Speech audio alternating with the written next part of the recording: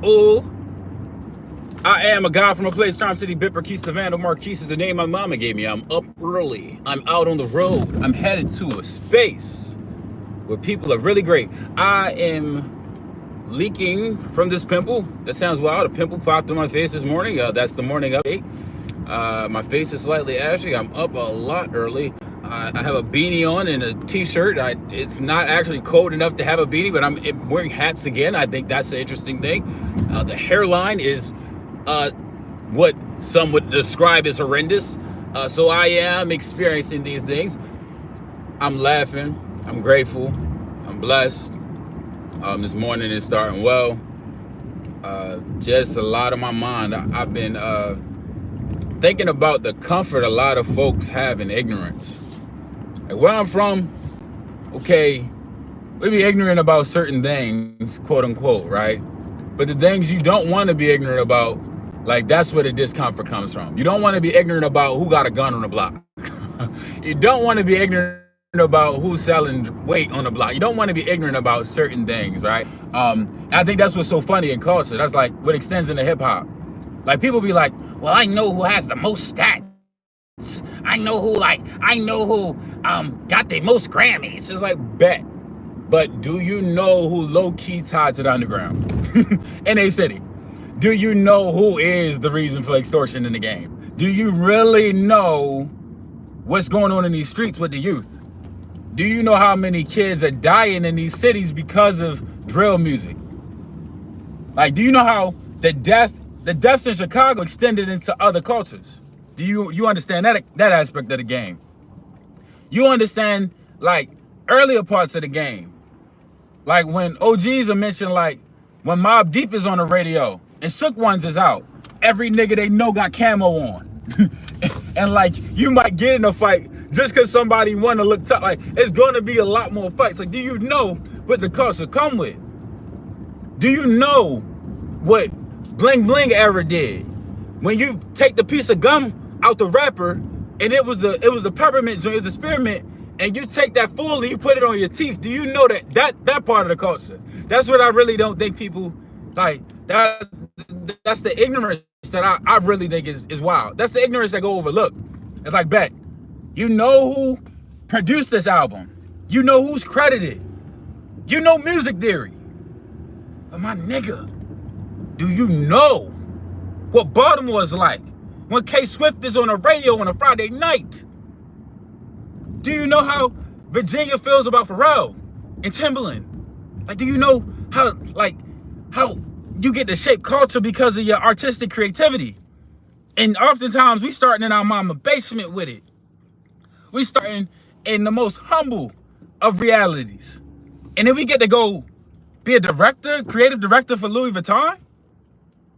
We was a weird homie in high school, and now we like a voice for the people.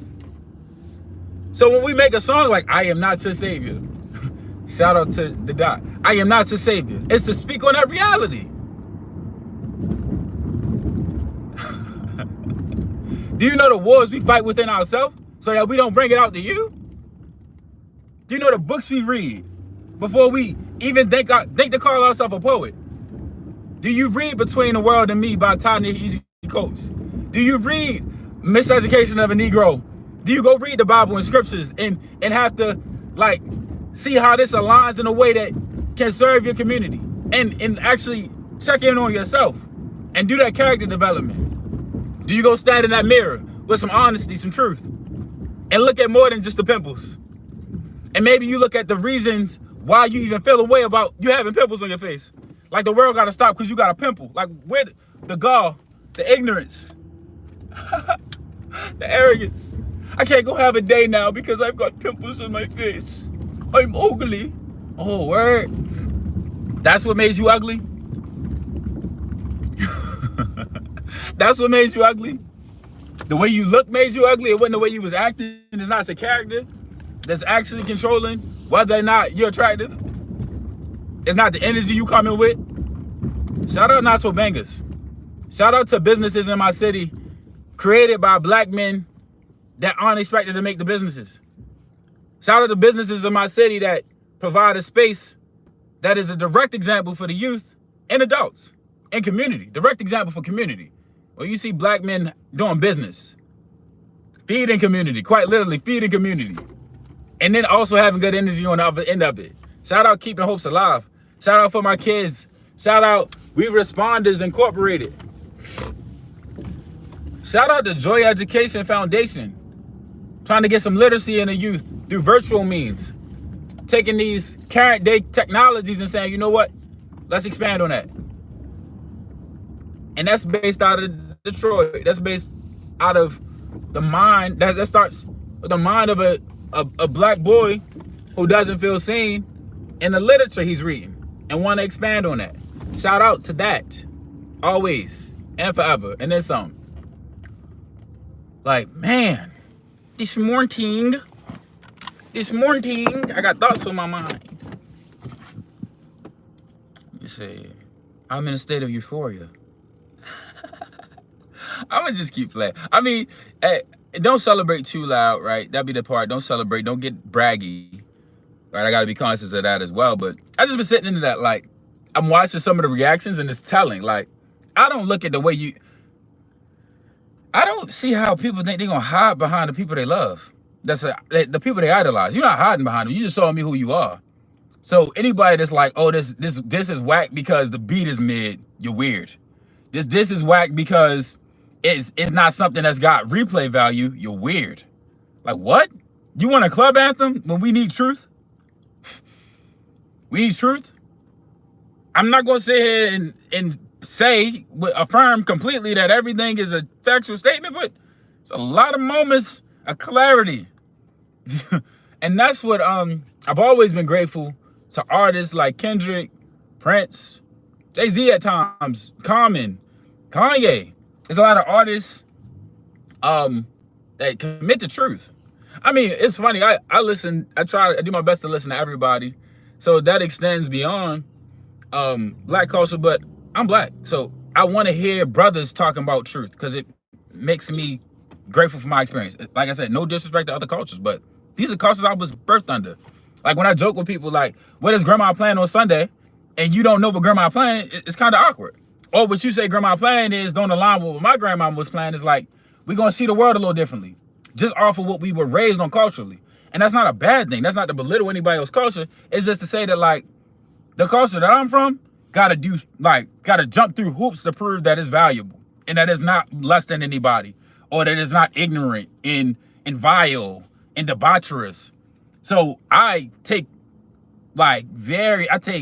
don't feel well when it's somebody getting paid to be debaucherous and then there's no conversations being had on the other end, right?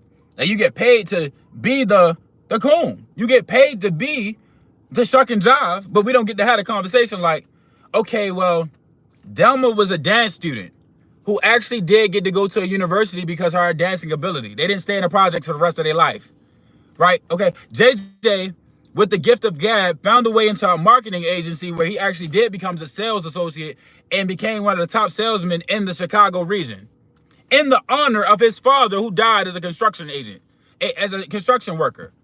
Michael actually does become a lawyer, and he does his best to free black men who actually deserve to be freed, who actually didn't commit the crime and were in prison for years for being black. That's what Michael did. Like, I would love that tale of good times. But in 2024, you make an animated version of a show that was based in trauma and literally not being able to overcome the trauma. I saw somebody talk about the original lyrics of Good Times. And it's funny because I'm watching Good Times with my mother. My mother's literally grown up in poverty similar to Good Times. So this is like a moment of like joy for her in some ways. And the other part is like, oh, this was dark. Like, this is dark. Like, even though it's things that don't actually get shown, you can take your mind to how far it goes. From Penny getting burnt with the iron because she's not acting well. Like, these are real moments, but if we don't have a conversation and unpack it, it's like these now become examples in somebody's mind to live out. And that's all I ever asked for. Like, I think a show like Boondocks, when I'm coming up, that's critiquing society in a comedic way, satirically. It's not telling you to go be Raleigh. It's not telling you to even go be Huey. It's really just telling you to think more about what you're seeing. A show like Chappelle Show, where it is intentional about Socratic seminar and dialogue and the audience having a voice just as powerful as the person speaking to the audience. Like, I'm learning about these concepts in college because it's supposed to be high level concepts, but I've always seen that in my life, in the ignorant spaces, in the spaces where don't nobody know nothing. They some mushmouth niggas, you know, the mushmouth niggas with the liquor bottles and the weed all day. We have Socratic seminar. That's what the cipher is. Like, that's what's so dumb to me. Is like, the streets got to prove that they're valuable, but academia get to be valuable and be wrong is all outdoors because it don't be outside all the time. It don't always be doing the field research that it got all them grant dollars to do. It don't always be in the field. Academia be right up in the locked away dungeons, writing for years about theories that they don't actually put into practice. And then somebody goes to one of the universities from an area looking for solutions, finds these theories, and comes back to that community like, maybe if we stand a little more upright, then black people will matter in America. You know, maybe if it's not about mattering in America. It's literally just about liberty and sovereignty and the ability to express yourself and express yourself freely without judgment or without being belittled. It's about having the space to actually have your humanity honored. Humanity is an honorable thing, and to not have your humanity honored because of ignorance, quite literally ignorance, lack of knowledge, and comfort, and somewhat, what's another word for it? A stubbornness to keep it in a vice. I'm keeping my ignorance. You're not taking, I don't want to learn. I don't want to learn about what it's like to be from Baltimore. And if I learn about what it's like to be from Baltimore, I want to hear it in a way that I wish to hear it. I want to know more about The Wire. Tell me about the drug dealing. Tell me about the murders. Tell me about why these kids, like, okay, bet, but like, yo, it's good works out here. There's a lot of positivity out here. There's a lot of community organizations that are committed to pushing forward arts programs. I was blessed to be a part of some of the arts programs in my city. There's a lot of musicians from this space, a lot of poet authors, poets, spoken word artists. Shout out to Do More Poetry. Shout out to Charm City Slam. Shout out to all of these things and all of these Baltimore creatives that go out into the world and are in isolation. Because that's the other part. Baltimore be going out. Baltimore is far reaching. We go out, we show people what we do, and then they act like they did it. And then, oh, y'all, we love y'all. Yeah, y'all love us, but y'all don't pay us. Y'all don't pay us. Y'all don't shout us out. Y'all don't show us love, but it's all good. New day. It's a new dawn. It's a new day. Like, shout out. Like, man. But I'm feeling euphoric. I'm feeling euphoric. If you shame me for hating a person that hates me, you hate me too. Sit with that however you will. If you shame me for hating a person who hates me, you hate me too. How dare you make me out to be a problem when I'm coming to you with my reality? They're doing this to me. Well, you should be more loving. Right, but like, let's acknowledge what they're doing. When I hold the hood accountable, when I hold my people accountable, when I hold another black man accountable, I also got to hold the power structures that be and make him out to be who he is accountable. I also got to hold the rapper accountable, the parents accountable, the community. Everybody got to get some accountability. That's where it get twisted. It's like, well, you can't blame them. When I point my finger at one person, know that there's other people to be pointed at, including myself. It's 3 pointing back at me. So if I say that we got to stand on business and I don't stand on business, I'm out of pocket. And I've been there because it's human. But the part is human. But it's the part that's interesting, like the part that's really interesting overall, is that that goes denied, that goes overlooked. People don't always honor that. You ain't really standing on nothing. You can't say that. How dare you judge? Who are you to judge? I'm just a nigga judging. That's who I am. That's why I like that's why I really like this song. 6 minutes. He just said it. I hate you. I hate you. Because I know you hate me too. But I'm going to say it. Because that's what y'all, I'm like, you a hater. Yes, I am. You're judgmental. I am. But there's times when I'm not. And the times when I'm not is when people don't deserve my judgment. And I don't have the right to judge them. But if you have a platform that you intentionally use to promote violence in communities I live in, like I say this often to kids, I've seen dudes who went to high school and studied calculus get murdered in the street for gun violence. I've seen brothers that had a rough start never find the right way. And then I just hear stories about he got moped out 6 shots in the head. Why you gotta shoot somebody 6 times in the head? Oh, you got a point to prove. You want them to die after they die. That's how much hatred build up in us, in these spaces we live in and in the lives we lead. When you talk about people should eat healthy and don't even realize, like, people literally live in food deserts. And like, I drive through food deserts and I'm blessed to have a car, but I think about that reality of, like, if I was out here without support systems and genuine community networks, and I had to get to that Walmart that's 15 miles away, and Walmart is my best option for fresh produce, for just food supplies for my family. Like, let's be real. Let's be real. How clear can the mind be? How energetic can you be? How healthy can I be? How much proactivity do I have in avoiding diseases like cancer, diabetes, high blood pressure? How much agency do I truly have? So this is where it comes in to be like, oh, black people don't do that. Like, don't do that to nobody. Oh, people that's broke don't want, like, don't say what nobody don't want. Let's also recognize the other end. What support systems have consistently been there, not just for a political run. That's the other part.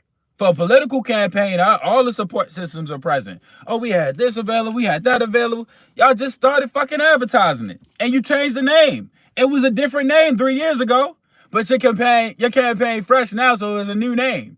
It's here on the new, like, again, no disrespect to the people that benefit from those spaces, but let's have some honesty. That's all, just a little more honesty. And honesty will make somebody seem bitter, because it's hard to drink it down. It's not sweet like honey, but the fruits that come from it are very fresh. You know, honesty is like the unripened fruit. By the time it ripens up, everybody's like, I was here for it. But you wasn't, though. You wasn't, though.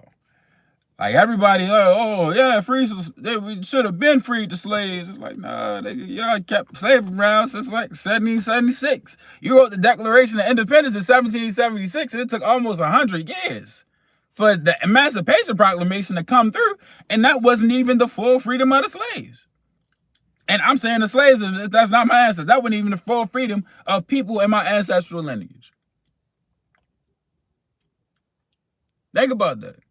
1776, we the people declare independence. Man is more than the taxes he pays, and da-da-da-da-da. And you have chattel slavery, slave auctions, forlorn plantations where you've made a man out to be, what is it, a third of a human being? And this is I don't even think is that 1776? I may be off. I may be off my history. Y'all do the fact checking, because I'm just talking, right? I'm just a talking head. But that part, right? 1776, 1865. We're 11 years away from 100 years in 1865. 1876 is still wild out there. It's Reconstruction era. I mean, also Civil War, 1865. So that wasn't even, slavery wasn't, like, we feel better as human beings. So you know what we're going to do? We're going to make sure them black people get to go be people. We're going to see them as people. Oh, yeah, and women, oh, we're not even talking about women yet, because women couldn't vote and own property and all of these things. But that's because of black toxic masculinity that made that system possible, right? Because black toxic masculinity is Black men are toxic inherently? Where does our toxicity stem from? Where's the problematic aspect of the black man begin? Where does the problematic aspect of a black woman begin? Can I take it back there, or I'm too far in the past? Is it impacting it in any way? That's one of my students. Is it impacting it in any way? I don't know. I just be asking questions. And if we don't even go back that far, like, what is the Civil Rights Act? What is affirmative action? What's the reason we even need affirmative action? What is integration? When integration becomes this thing, does every space fully get integrated? And is it completely equitable? I watched something that showed me the first black student at Poly, the first black student at the high school I went to. I don't know the exact date, but whether it was in the mid 50s, the 60s, or the 70s, that's absurd. The first black student, first couple black classes at this high school in the 50s. And it's not like a full, like fully merged and integrated. It's like, we're going to test it out. Put one of them in there. Put one or two in there. See what they can do. You know, we're going to test it out. When I think about my experience, I also think about this. And I'm going to expound on this as I continue to read this book. When I was growing up, there were high schools and there were certain spaces you just knew you weren't supposed to go to. There was like Doug, right? Frederick Douglass High School. There was Thurgood Marshall High School, and there was Reginald or Reggie. You'll go to Reg. Reginald F. Lewis. The three names I just said: Frederick Douglass, Thurgood Marshall, Reginald F. Lewis. These three high schools were known to be the most violent, the ones you just wanted to avoid, the ones like, quote unquote, you're not finna be successful coming out of that. For real? You go to Reginald? Like, it wouldn't have thought. And like, it was like, you don't want to run into the kids that go there, like type energy, right? The three men I named are some of the most powerful black men in history. Like, I don't know what you would rank them as. Frederick Douglass is like, Frederick Douglass is one of them ones, like top tier abolitionists, top tier activists, like 1800s. Like, if you woke and you want to claim somebody that was lit, you talk about Frederick Douglass, right? Dr. Umar says that he's related to Frederick Douglass. That's how lit Frederick Douglass is, right? It's just to mention and knowing knowledge about Frederick Douglass. Oh, this guy knows some stuff, right? That's how Frederick Douglass, that's how lit he is. That you get brownie points just for having like off the cuff knowledge of the brother, right? Thurgood Marshall is the Supreme Court justice responsible for many of like the freedoms past the civil rights movement. Like, he's the reason for Brown versus Board of Education. Like, Thurgood Marshall was like that. Like, Chadwick Boseman like blessed us with an awesome performance as Thurgood Marshall in the like film adaptation of his life, right? Thurgood Marshall like that, right? And Reginald F. Lewis. I heard the other two when I was in school. I did not get a full, clear idea who Reginald F. Lewis was. He also has a museum in my city. Reginald F. Lewis was one of the first black millionaires, and I may be off on that, but he was one of the richest black men in America. Died in his 50s.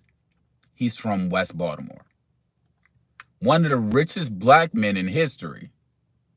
Like, in recent history. And again, I could be overstating or I could be understating. That's how like impactful he is in my mind as I'm listening to his audio, his book.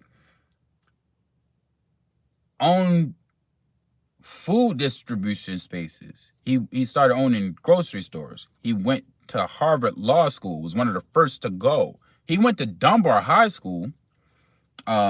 His time at Dunbar, they looked at him as an anomaly, as a brother of excellence, right?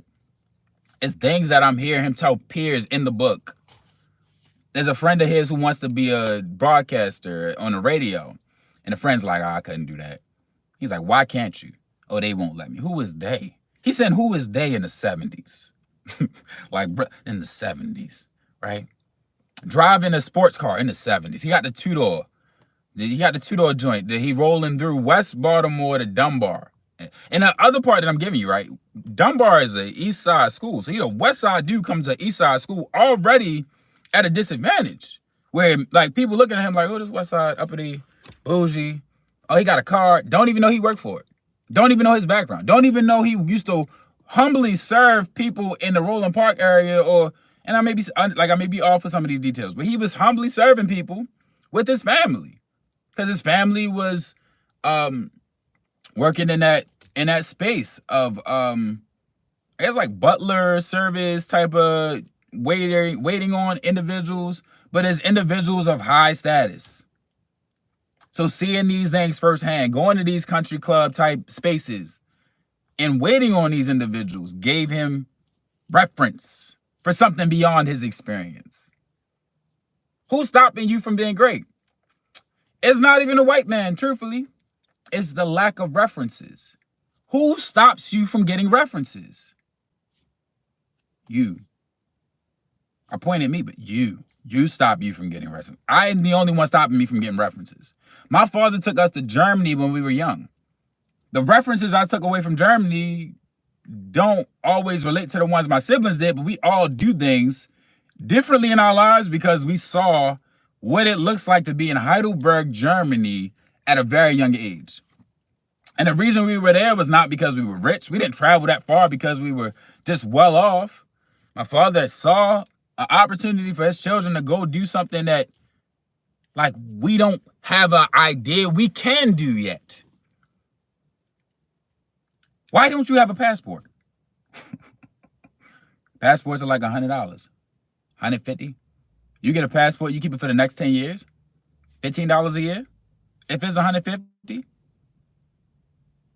once you get through all of the monotony of getting it, you have a passport for the next 10 years. I think it's cheaper to renew it than it is to have to get a new one. Just thoughts, right? References. Passports over Jordans. Get the Jordans too. I like the Jordans. I like the Jordans. I like the Yeezys. I like the sneakers. I like the fresh gear. I like this. I like to see you drip down in the gear. Your chains. Get a passport too.